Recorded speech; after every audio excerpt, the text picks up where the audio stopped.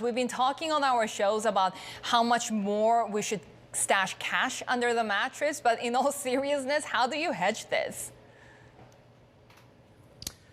Well, hedging the portfolios in this market environment always remains a challenge. How we are positioning, to navigate the markets in the rest of the year is to have a sense of balance in the portfolios, so that you can benefit from different asset classes.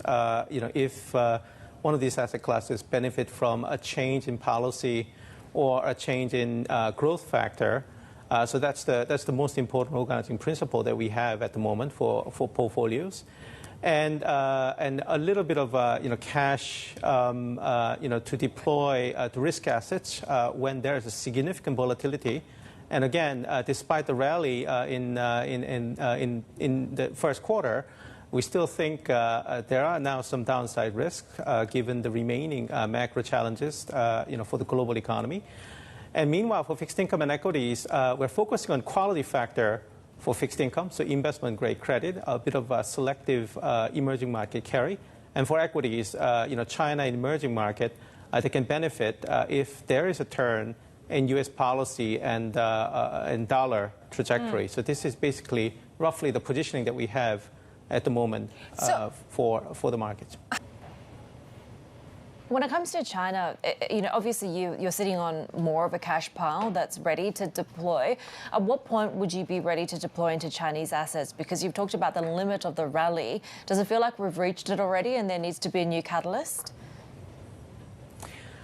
We're not there yet, and I highlighted this back in January when we had this interview. So we continue to maintain that overweight position in China because we still think we haven't seen the full impact of this reopening on data and also earnings data yet. So we're going to get that, starting with the PMIs that's going to be released pretty soon today, and also corporate earnings data in the remainder of the second quarter. So we're still waiting for the data to show up here, and we're pretty confident that that's going to happen. But in the second half of the year, when you put the strongest phase of the reopening behind you, certainly, market chatter will likely shift to the limits of, this growth spurt. And that's when you could perhaps reassess the position. But we're not there yet, and we continue to believe that's the case for the time being. Do you continue to be bearish when it comes to greenback versus G10?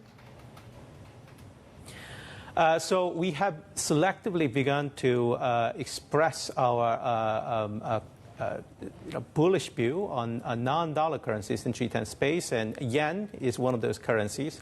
We know that it has weakened a little bit in the past few days. But we've been maintaining for quite some time that the wage dynamic and inflation dynamic have shifted in Japan, and this is what we're beginning to see.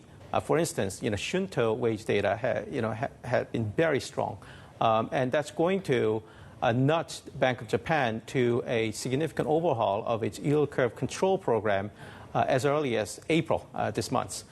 So we think that's going to be a factor for the currency, and at some point we're going to reach the peak rate in the U.S. So if you combine these two factors together, then we still think, given where the valuation is for the yen, there's certainly a significant scope for the yen to appreciate against dollar. So we continue to maintain our bullish view on the yen.